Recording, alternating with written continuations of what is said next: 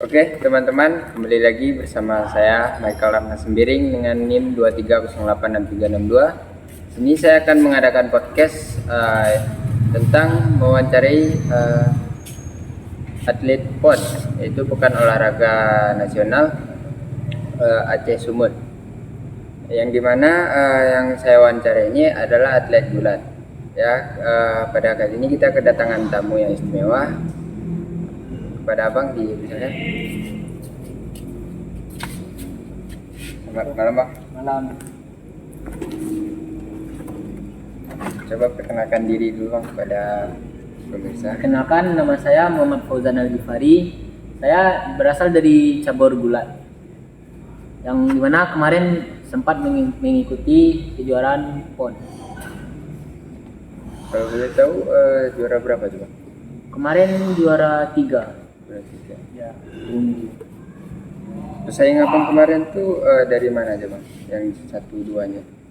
Yang juara 1 itu atlet Platnas, itu dari Kaltim. Yang kemarin juga dia dapat emas di SEA Games. Yang juara 2 itu Kalsel, dan saya kemarin tuh juga waktu prapon kalah dari Kalsel ini juga.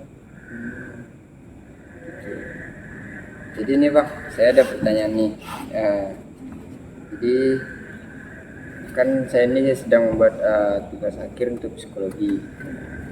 Jadi saya ada beberapa pertanyaan untuk abang. Jadi gini pertanyaan, psikologi olahraga membantu abang membangun persepsi diri yang positif dan meningkatkan kepercayaan diri abang sebagai atlet, itu gimana? Kalau bagi saya, kayak peran psikologi olahraga ini mungkin bisa untuk kita, bagaimana kita menghadapi masalah yang ada di saat perlombaan, latihan atau segala macamnya. Nah, di situ peran psikologi olahraga ini kita tahu bagaimana cara kita untuk melewati masalah tersebut. Pertanyaan kedua ini ada strategi psikologi apa yang abang terapkan untuk menghadapi situasi waktu abang sedang terkena stres tinggi dalam pertandingan? Kalau untuk stres tinggi, mungkin saya lebih ya mungkin atau pergi liburan atau keliling-keliling lah, keliling sambil motoran, atau pokoknya lebih ke untuk mencari hal untuk menyenangkan diri. Berarti abang waktu saat pertandingan itu stres juga ya? Mungkin kalau untuk udah di pertandingan nih, kadang kalau yang bikin kita stres itu ya tekanan atau harapan-harapan dari orang-orang yang mungkin dia, nih kamu emas nih, atau yang bicara apa seperti di kayak meninggikan kemampuan kita, padahal dari kitanya belum tentu bisa kan. Nah, jadi disitulah yang sering orang-orang yang jadi stres. Di pertanyaan ketiga ini, seberapa besar pengaruh karakter abang terhadap dinamika tim abang? Abang punya tim nggak? Kalau untuk tim mungkin ya dari kontingen langsung sih. Kalau untuk tim tidak seperti voli atau sepak bola yang mana dia memang olahraga regu. Kalau saya kan pribadi, jadi kalau untuk tim sendiri ya dari kontingen sendiri. Mungkin kalau ya itu bisa dijadikan kayak kemarin saya bisa dapat medali, mungkin itu tuh bisa jadi pemacu untuk yang tim-tim teman-teman saya yang akan main lagi agar bisa tambah semangat. Gitu. Di pertanyaan keempat nih, ada contoh pengalaman pribadi abang atau rekan tim yang berdampak besar pada kompetisi bang? Nah, kalau dari pengalaman saya kemarin selama PON, yang berdampak besar itu senior saya sendiri, yaitu dia main pas hari pertama, dan di hari pertama itu dia main dan cuman dia yang dapat medali, yaitu medali emas kemarin.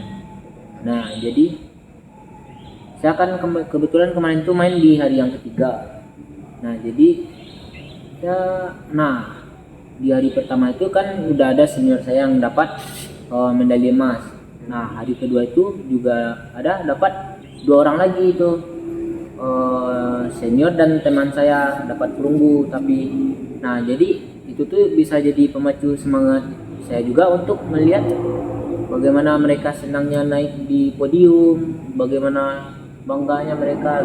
Jadi saya harus jadi terbawa agar bisa untuk mendapatkan medali juga. Berarti berapa orang kemarin dari Sumbar ikut ke sini? Kalau dari Sumbar tim gulatnya itu kemarin kami ada atletnya 11 orang. 11 orang. Yang dapat medali berapa orang? Kalau dapat medali 4 orang, 1 emas, 3 perunggu. Jadi ada teknik atau metode yang tertentu yang digunakan untuk meningkatkan kemampuan abang untuk mengendalikan emosi abang dalam pertandingan. Kalau untuk mengendalikan emosi, metode yang saya pakai itu ya metode bodo amat aja lah. Mungkin yang kita emosi itu karena seperti mungkin di pertandingan kita dipukul, nah jadi kita terbawa emosi. Nah mungkin saya karena dibikin bodo amat aja jadi nggak diraukan juga. Seperti itu tekniknya. Nah iya, tapi kemarin waktu di 2023 saya ada kejuaraan U20 di Jakarta. Nah di sana lawan saya itu pernah menampar saya gitu. Jadi saya nggak hiraukan juga. Itu Malah sengaja tuh. disengaja. Malah saya yang dapat poin kan karena dia pelanggaran kekerasan, dikasih saya poin. Kan lebih untung jadi daripada terbawa emosi. Jadi seberapa besar peran pelatih abang untuk membangun rasa percaya diri abang? Mungkin seberapa besarnya itu ya mungkin beda-beda pelatih juga, karena yang dari pelatih juga pasti ada hal positif dan negatif juga. Mungkin di positifnya itu ya bisalah mereka memberikan rasa percaya diri yang bisa membentuk kita lebih percaya diri. Namun di lain sisi kadang ada juga pelatih yang bikin kita jadi beban pas waktu pertandingan, seperti mereka mengharapkan medali, atau mungkin karena teman kita kalah dan dia bilang atau gini itu karena libur latihan atau pokoknya nggak datang latihan lah, itu jadi terbebani juga ke kita. Mungkin kitanya jadi terbawa, nanti kalau kita kalah pasti digituin juga, jadi terbebani. Jadi abang kemarin pas mengikuti pertandingan ada dukungan nggak atau motivasi dari pelatih, keluarga atau saudara gitu? Kalau untuk dukungan pasti ada lah dari pelatih, orang tua maupun teman juga kan. Ya kalau mungkin yang lebih berdampak motivasinya itu ya dari pelatih saya yang di asrama ini, yang mana beliau kemarin itu dari sebelum PON itu pas saya mau mengikuti seleksi untuk mengikuti prapon, nah beliau yang menyemangati saya, yang mana saya sempat hilang semangat juga untuk latihan. Nah jadi beliau juga yang mendorong saya untuk latihan terus, dan beliau berkata juga janganlah kita mendahului mendahului Tuhan, seperti ya kita udah nyerah karena mungkin itu yang dibawa, atau ya mungkin yang udah pastilah dia menang jadi dia yang dibawa. Jadi kita itu sebagai manusia juga harus berusaha, karena kita nggak tahu juga hasilnya. Walau di pertandingan pun ya nggak semua kemampuan juga sih, itu ada rezeki dari Allah juga. Iya. Kata bang tadi sempat putus semangat, itu karena apa? Itu waktu prapon itu saya disuruh pelatih Amin 2 bulan untuk ganti gaya. Yang mana saya kemarin biasanya di gaya Grigo dan disuruh ganti gaya bebas. Yang mana saya juga nggak pernah bertanding di gaya bebas ini. Jadi untuk penyesuaian itu nggak cukup sebulan 2 bulan juga untuk persiapan itu, yang mana kita karena biasa di Grigo pindah ke bebas itu ya penyesuaiannya itu harus berkorban juga, seperti terkilir lah atau apa, kayak emang kayak nggak bisa main jadinya, kayak nggak bisa gulat juga. Jadi di sana berputus asa juga karena ada 3 orang juga lawan seleksi. Nah, dari Sumbarnya. dari Sumbar. Jadi ya untuk apa lagi latihan kalau yang orang seleksi kita udah di atas kita gitu. Iya, tidak putus asa. Nah iya, nah makanya tuh peran pelatih saya kemarin tuh ya penting karena dia yang mendorong saya jadi semangat lagi. Jadi pas abang mengikuti kompetisi itu, abang merasa cemas?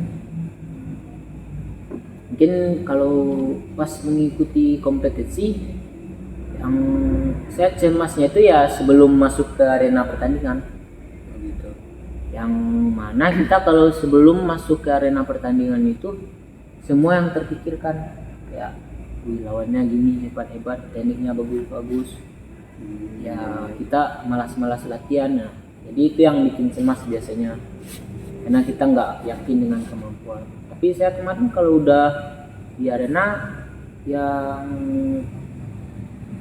paling cemasnya itu kayak kaget karena power musuh atau gimana. Habis itu kalau udah beradaptasi mungkin ya udah lupa, nggak cemas lagi, malah menikmati lagi pertandingan. Jadi kan abang udah selalu rutin nih latihan 2 bulan. Apa abang pernah merasa bosan? Kalau bosan mungkin nggak 2 bulan juga saya latihan. Mungkin kalau untuk dibilang persiapan ini saya udah dari jangka lama, yang mana udah lebih mungkin 2 tahunan. Nah kalau untuk bosan bayangin aja, kita selama 2 tahun latihan pagi sore, kadang nambah siang, itu yang dikerjakan itu terus, ya pasti orang bosan lah. Yang membedakan kita itu dari orang awam itu ya kita bisa menikmati latihan ini. Kalau orang awam yang melihat ya tentu pasti mereka karena melihat aja nggak mau berolahraga. Iya. Dan kalau untuk merasa bosan tuh sudah pasti. Jadi menurut abang, apakah semua atlet bisa mengambil manfaat dari event itu? Untuk event ini kelelahan berlebihan lah ya. Iya. Mungkin kalau menurut saya nih, yang dapat diambil dari kelelahan ini mungkin istirahat, karena kita kalau latihan terlalu keras itu juga nggak bermanfaat bagi tubuh, malah merusak. Jadi saya kemarin tuh ada melihat metode latihan atlet Jepang, yang mana beliau itu atlet Jepang itu ya lebih fokus kepada istirahatnya. Beda dengan kita atlet Indonesia yang kebanyakan mungkin begadang, kalau main HP. Nah kalau kemarin di artikel atlet Olimpiade Jepang itu mereka lebih mengutamakan istirahat. Jadi karena kelelahan kita harus berhenti, karena kelelahan ini bisa berdampak kita bikin demam juga. Jadi harus berhenti juga latihan kan. Istirahat. Kalau udah demam itu pasti fisik menurun juga. Menurut saya kalau dari apa yang diambil dari sana mungkin mana tahu bisa karena kelelahan latihan keras, tapi nggak kelelahan sekali itu bisa lah, itu bisa meningkatkan kemampuan kita juga. Berarti abang pernah kena ikut kelelahan berlebihan? Kalau pernah saya sampai demam, jadi disuruh istirahat 2 hari sama pelatih. Rugi kan 2 hari nggak latihan. Iya. Berarti dulu sampai muntah latihan? Belum. Kalau muntah pas latihan itu pernah. Ya kalau muntah pas latihan itu ya itu tuh bisa meningkatkan kita juga. Itu pertanda kita udah melewati kemampuan kita yang sekarang. Itu kayak tibanya tuh ya udah mengupgrade diri lah. Nah, ada pertanyaan 2 lagi nih Pak. Seberapa penting mental training untuk persiapan menuju PON 2024 kemarin Pak? mental training ini menurut saya pribadi ini penting karena kalau kita tidak melatih mental dari jauh-jauh hari, kita akan drop. Yang mana teman saya ada yang dia tuh kalau lihat musuh itu dia udah Cemas. mental down langsung. Down langsung. Nah jadi dia kalau masuk di pertandingan dari gaya jalan pun udah kelihatan kalau dia lagi mental down. Kaku ya Bang. Dan teknik pun nggak bakalan keluar, nggak bakal 100% teknik yang kita kerjakan itu nggak bakal keluar semua. Jadi sangat penting. Jadi cara abang melatih mental abang kemarin ini gimana Bang? Kalau ya yang pertama itu dari pengalaman, yang kedua itu mengendalikan rasa takut. Itu bagaimana kita tidak takut menghadapi lawan, karena mental down ini disebabkan oleh kita takut. Dan junior saya pun dia itu sebelum pertandingan itu dia mencari tahu seperti apa lawannya. Iya. Kalau menurut saya mencari karakter lawan itu seperti apa pemain itu ada dampak juga, negatif dan positif juga. Takut ya Bang. Yang kalau untuk negatif ya seperti junior saya tadi. Nah, yang positifnya itu kita tahu bagaimana cara dia main. Kalau kita bisa menganalisa kan Iya. lebih beruntung jadinya. Jadi abang pernah nggak mengalami atau melihat rekan sesama atlet mengalami gangguan psikologi? Yang berarti yang kayak mental tadi juga kan. Iya, kayak tekanan. Nah itu kayak junior saya tadi. Dan ada pun teman sepantaran saya, dia itu sebelum bertanding tangannya ini udah dingin pucat duluan. ya. Walaupun udah permanasan dia masih dingin tangannya ini, dan wajahnya pun pucat. Jadi kayak ya mungkin dia udah, kalau dilihat dari kemampuan lawan mungkin bisa lah dia tuh dapat emas, namun karena mental down ini beliau ya mungkin perunggu. Jadi sangat berdampak mental itu. Jadi kalau abang lihat rekan abang gitu tuh, cara abang menangani rekan abang itu gimana? Supaya dia tidak begitu. Ya kalau untuk saya yang mungkin saya cuma bisa ngasih saran buat tidak terlalu memikirkan pertandingan begini kan, karena seperti kehidupan juga ya itu mengalir terus kan. Jadi ya untuk apa dipikirkan sampai kita jadi mental down begitu. Jadi cuman bisa ngasih udah main bagus aja, memberi support aja kan. Nah itu yang bisa kita lakukan, karena yang mengubah diri itu ya diri kita sendiri. Nggak bisa, orang cuma bisa ngasih saran, support atau apalah gitu. Minum dulu Bang. Oh ya, Saya nggak minum. minum.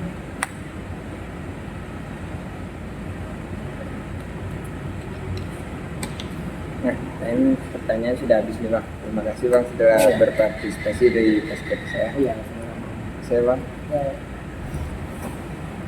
Oke guys, itulah hasil podcast saya. Saya akhiri dengan wassalamualaikum warahmatullahi wabarakatuh.